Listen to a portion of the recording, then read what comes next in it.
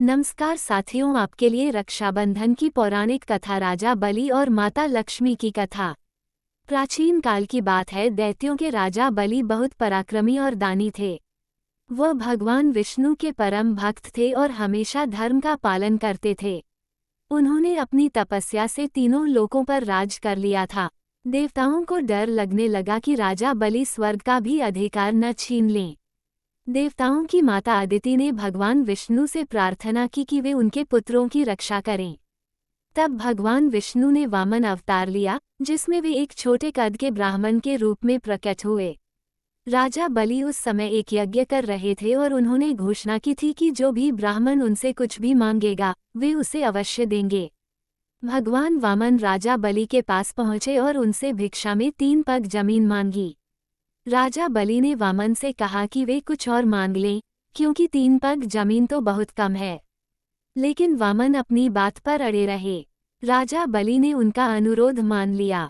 जैसे ही राजा बलि ने वचन दिया, वामन का आकार बढ़ने लगा और वे विराट रूप में आ गए। उन्होंने पहले पग में पूरी पृथ्वी को नाप लिया और दूसरे पग में पूरे आकाश को नाप लिया। जब तीसरा पग रखने के लिए कोई जगह नहीं बची, तब उन्होंने राजा बलि से पूछा कि वे तीसरा पग कहाँ रखें।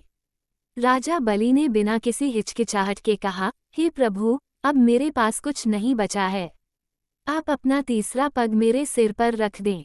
भगवान वामन ने अपना तीसरा पग राजा बलि के सिर पर रखा और उन्हें पाताल लोक में भेज दिया। राजा बलि की भक्ति और दानवीरता से प्रसन्न होकर भगवान विष्णु ने उन्हें पाताल लोक का राजा बना दिया। इसके बाद भगवान विष्णु ने राजा बलि को वचन दिया कि वे हमेशा उनके साथ पाताल लोक में ही रहेंगे। लेकिन बैकुंठ में माता लक्ष्मी अकेली हो गईं। वे बहुत चिंतित थीं, क्योंकि उनके पति भगवान विष्णु उनके साथ नहीं थे। तब माता लक्ष्मी ने एक योजना बनाई। उन्होंने एक साधारण स्त्री का रूप धारण किया और पाताल लोक में राजा बलि के पास पहुंची। राजा बलि ने उन्हें देखकर उनका आदर किया और पूछा, आप कौन हैं और यहाँ क्या कर रही हैं? माता लक्ष्मी ने कहा, मैं आपकी बहन हूँ और आज मैं आपको राखी बांधने आई हूँ। राजा बलि ने खुशी खुशी उन्हें अपनी बहन मान लिया और कहा, आप मेरी कलाई पर राखी बांधिए। मैं आज से आपका भाई हूँ। माता लक्ष्मी ने राजा बलि की कलाई पर रक्षा सूत्र बांधा और उनसे पूछा, हे भाई, आप मुझे क्या उपहार देंगे? राजा बलि ने कहा, जो भी आप मांगेंगी मैं आपको दूंगा।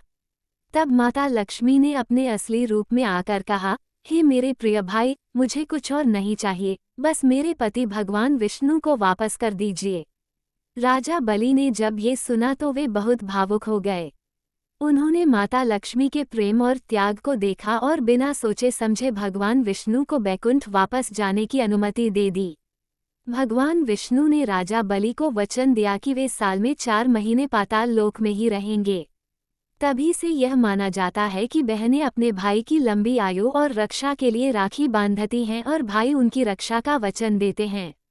आप सभी को रक्षाबंधन की हार्दिक शुभकामनाएं।